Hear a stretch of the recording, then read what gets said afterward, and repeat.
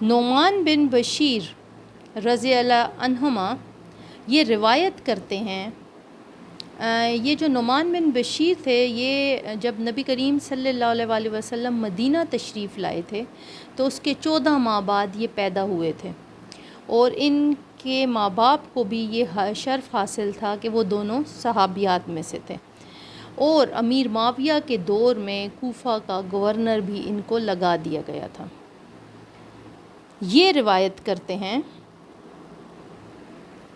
کہ نبی کریم صلی اللہ علیہ وآلہ وسلم نے فرمایا کہ اللہ کی حدود پر قائم رہنے والے اور اس میں گھس جانے والے، یعنی اس کی خلاف ورزی کرنے والے کی مثال ایسے لوگوں کی سی ہے جنہوں نے ایک کشتی کے سلسلے میں کرہ ڈالا، جس کے نتیجے میں بعض لوگوں کو کشتی کے اوپر کا حصہ ملا اور بعض لوگوں کو نیچے کا حصہ ملا۔ پس جو لوگ نیچے والے تھے انہیں دریا سے پانی لینے کے لیے اوپر والوں کے اوپر سے گزرنا پڑتا تھا۔ اوپر سے گزرنے کا مطلب یہ ہے کہ بار بار اوپر جانا پڑتا تھا پانی لینے کے لیے، وہ بیٹھے ہوتے تھے، انہیں آگے پیچھے ہونا پڑتا تھا تو وہ تنگ ہوتے تھے۔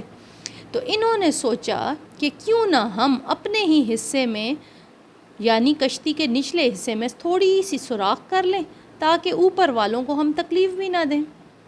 اب اگر اوپر والے بھی نیچے والوں کو منمانی کرنے دیں گے تو کشتی والے تمام لوگ ہلاک ہو جائیں گے، اور اگر اوپر والے نیچے والوں کا ہاتھ پکڑ لیں تو یہ خود بھی بچیں گے اور ساری کشتی بھی بچ جائے گی۔ اب یہاں پر تھوڑا سا اس کا مطلب سمجھنے کی ضرورت ہے۔ یہاں پر سمجھنا یہ ہے کہ اللہ تعالیٰ کی حدود کیا ہیں۔ اللہ تعالیٰ کے بتائے ہوئے طریقوں کے مطابق اگر ہم زندگی گزار رہے ہیں، وہ اللہ تعالیٰ کی حدود ہیں، ہم یعنی اللہ تعالیٰ کی حدود کے اندر ہیں۔ اگر ہم اللہ تعالیٰ کے حکموں کی نافرمانی کرتے ہیں جو قرآن پاک میں لکھے ہوئے ہیں، تو اس کا مطلب ہے کہ ہم غلط راہ پر جا رہے ہیں، حکم عدولی کر رہے ہیں۔ تو وہ لوگ جو اللہ تعالیٰ کے احکامات کو پامال کرتے ہیں، ان کی مثال نبی کریم صلی اللہ علیہ وآلہ وسلم نے بہت ہی پیارے طریقے سے اس حدیث میں بیان فرمائی ہے۔ اس کا مطلب یہ ہے، اوپر والے کشتی میں رہنے والے اوپر والے اور نیچے والوں کی مثال کیوں دی گئی ہے کہ دیکھیں، اس معاشرے میں جو لوگ غلط راہ پر چل رہے ہیں، جو لوگ غلط عمل کر رہے ہیں، اگر ہم یہ کہنے والے لوگ ہیں کہ کریں نا، ہمیں کیا، ہم تو نہیں کر رہے نا، تو ایسے لوگ نیچے والے تو ڈوبیں گے ہی ڈوبیں گے جو گناہ کر رہے ہیں، جو غلطی کر رہے ہیں، اور وہ لوگ جو جانتے بوجھتے ہوئے، جن کی آنکھوں کے سامنے غلط کام ہو رہا ہوتا ہے اور محض وہ اس لیے نہیں روکتے کہ میرا کیا کام ہے، آج کل کون کسی کی سنتا ہے، تو جب کسی نے سننی نہیں ہے تو میں روکوں کیوں؟ ہر کوئی اپنے عمل کا خود ذمہ دار ہے اور جواب دہ ہے۔ جب ہماری یہ سوچ ہوتی ہے نا، تو بالکل نبی کریم صلی اللہ علیہ وآلہ وسلم نے انہی لوگوں کی مثال دی ہے کہ جو برائی ہوتے دیکھتے ہیں لیکن روکتے اس لیے نہیں ہیں کہ میرا کیا کام ہے۔ تو یہاں پر تھوڑا سا یہ سمجھنے کی ضرورت ہے کہ اگر ہم ٹھیک ہیں، ہمارا گھر ٹھیک ہے، تو ہم سوچیں کہ ہم اگر اپنے گھر میں بہو لاتے ہیں یا اپنی بیٹی باہر دیتے ہیں اور داماد ہمارے گھر میں آتا ہے اور ہمارا سارا معاشرہ جو ہے وہ پلیوٹڈ ہے، ان ساری حرکات سے آلودہ ہوا ہے، تو آپ کے خیال میں جو بہو یا داماد ہمارے خاندان میں، ہمارے گھر میں انٹری کرتے ہیں،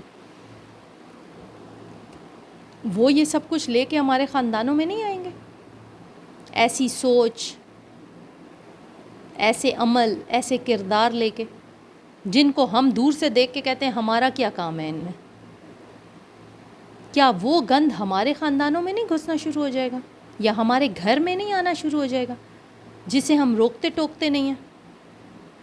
اور جو روکتے ٹوکتے نہیں ہیں ان کے گھر میں ضرور اس قسم کے واقعات ہوتے ہیں، اس قسم کے لوگوں کی انٹری ہوتی ہے۔ اس وجہ سے صرف اپنا کھیلنا یا صرف اپنے بارے میں سوچنے کے لیے ہمیں اللہ تعالیٰ نے اس دنیا میں نہیں بھیجا کہ تمہارے بچے، تمہارا میاں، تمہارے ماں باپ، بس تم نہیں، ہم سب ہیں۔ اللہ تعالیٰ نے سب کو ایک دوسرے کی مدد کرنے کے لیے، ایک دوسرے کا ساتھ دینے کے لیے یہاں پر بھیجا۔ اگر کوئی دوسرا ایک کام غلط کر رہا ہے تو ہمارا فرض بنتا ہے کہ ہم اسے روکیں، چاہے ہم غلط کرنے والوں سے بڑے ہیں یا چھوٹے ہیں، پھر یہ میٹر نہیں کرتا۔ صحیح کا ساتھ دینا ہوتا ہے۔ میں چھوٹی ہوں، میں کیسے بات کروں، میں تو بہت بڑا ہوں، یہ اتنی سی بچی ہے، میں کیا سمجھاؤں؟ پھر سمجھانا بنتا ہے، اکیلے میں سمجھانا بنتا ہے، پیار سے سمجھانا بنتا ہے ایسی سچویشن میں۔ ہم ایسے زندگی نہیں گزار سکتے کہ میرا گھر تو صاف رہے، باقی سارا محلہ گندا ہو، مجھے کوئی پرواہ نہیں ہے،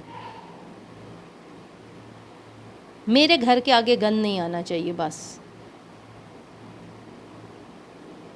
ان چیزوں سے ہمیں بچنا چاہیے اگر ہم اس قسم کی سوچ رکھتے ہیں تو۔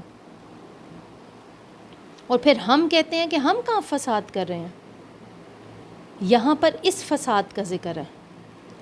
یہ بھی فساد میں آتا ہے کہ جب آپ کسی کو غلط کرتا دیکھیں اور آپ اس کو روکیں نہیں۔ تو سیکھا ہم نے اس میں سے یہ کہ جو برائی کر رہا ہے اسے تو سزا ملے گی، لیکن جو منع نہیں کر رہا وہ بھی اسی سزا کا مستحق ہے۔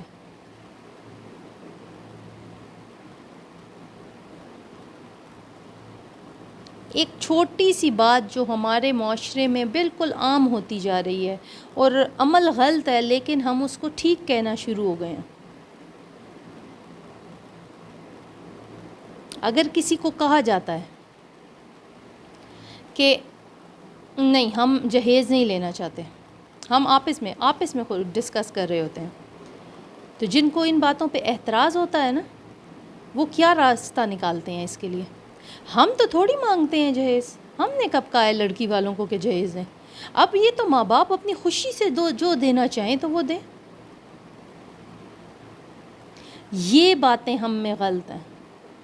جب ہم ایک بات کی نفی کرتے ہیں کہ یہ کام نہیں ہونا چاہیے، تو پھر ہمیں اسے پورے طریقے سے روکنا ہوگا کہ نہیں کا مطلب ہے نہیں، یہ کام نہیں ہوگا۔ ایسے نہیں ہو سکتا کہ ہم ڈبل باتیں کریں۔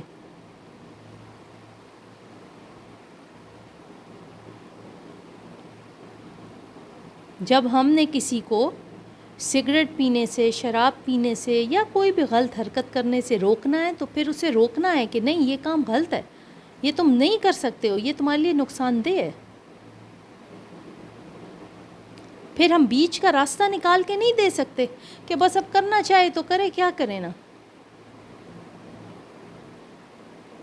ہم ہر ممکن کوشش اپنی طرف سے کریں گے کہ ادھر سے بھی بچت ہو، ادھر سے بھی بچت ہو، کہیں صحت خراب نہ ہو جائے، کہیں کوئی بیماری نہ لگ جائے ان چیزوں کی وجہ سے۔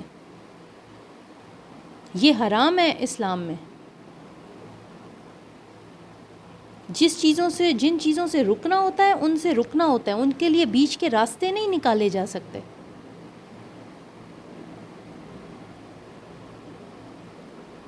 چند ایک لڑکی والے اگر ان باتوں پہ کھڑے ہونا، اسٹینڈ لینا شروع کر دینا، خاص کر لڑکی اسٹینڈ لینا شروع کر دے، یہ سب چیزیں معاشرے سے ختم ہو سکتی ہیں، آہستہ آہستہ کر کے۔ کوئی بھی کام ایک دم نہیں ہوتا۔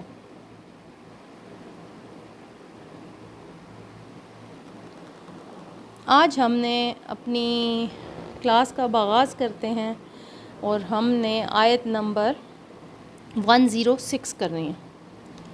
یہ بھی ناسخ اور منسوخ کے بارے میں ہے یہ آیت، ٹھیک ہے؟ اب ناسخ کیا ہے اور منسوخ کیا ہے، ہم تھوڑا سا اس کو سمجھیں گے۔